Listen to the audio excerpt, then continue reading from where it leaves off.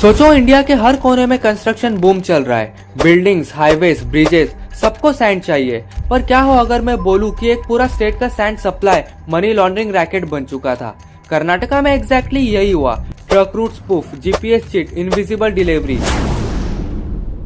आज हम बात कर रहे हैं मिसिंग रिवर सैंड स्कैम की, जिसमें hundreds of truck legal delivery दिखाते थे पर ग्राउंड पर एक ग्रेन तक नहीं डिलीवर होता था। और इस साइलेंट स्कैम ने स्टेट को नुकसान पहुंचाया 400 करोड़ से भी ज्यादा का। वीडियो एंड तक जरूर देखना, क्योंकि आखिरी में पता चलेगा कि कैसे एक नॉर्मल कंस्ट्रक्शन रूट हवाला स्टाइल ब्लैक रूट बन गया। इंडिया में सैंड माइनिंग एक छुपा हुआ ब्लैक मार्केट बिजनेस है। स्पेशली कर्नाटक के तुंगभद्रा रिवर के बैंक्स सालों से इलीगल माइनिंग के हॉटस्पॉट रहे हैं।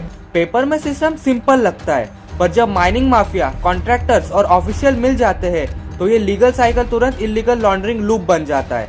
गवर्नमेंट के हिसाब से सैंड साइट पर डिलीवर होती है, पर ग्राउंड पे एक्चुअल स्टोरी टोटली अपोजिट होती है। अब सबसे बड़ा सवाल यही था, जब हर माइनिंग ट्रक में जीपीएस ट्रैकर लगा हुआ था तो फिर ये स्कैम चला कैसे। ये कुछ तरीके हैं जो उन्होंने ये स्कैम के दौरान यूज किए होंगे।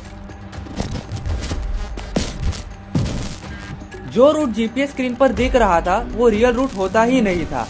माफिया ट्रक्स में प्री रिकॉर्डेड पाथ फीड कर देते थे, जिससे सिस्टम में लगता था कि ट्रक अप्रूव साइट पर डिलीवरी कर रहा है, पर असल में इलीगल रिवर बेड पे सैंड अनलोड कर रहे होते थे। एक छोटा 2 रुपए से लेके 5,000 का एक जैमर आ जाता है, जो जीपीएस लोकेशन को फ्रीज या शिफ्ट कर देता है। ट्रैकर दिखाएगा कि सब कुछ सही है, पर असल में रियलिटी कुछ और ही होता था। एक ट्रक इलीगल सैंड ले जाता और एक एम्प्टी डमी ट्रक जीपीएस के साथ लीगल रूट फॉलो करता। फाइल में टिक, बट रियल डिलीवरी 0। चौथा और सबसे डेंजरस, माइनिंग डिपार्टमेंट के कुछ ऑफिसर्स और check post staff already involve थे उनके साथ। उनका काम सिंपल था, फेक जीपीएस डेटा को वेरीफाइड बोलकर फेक डिलीवरी को अप्रूवल देना। स्कैम एक्सपोज का टर्निंग पॉइंट था एक official letter. Basavaraj Rai Reddy state economic adviser ने सीएम को डायरेक्ट रिपोर्ट भेजी। Karnataka is losing more than 400 crore due to systematic sand route manipulation. और ये सिर्फ एक रीजन का लॉस था।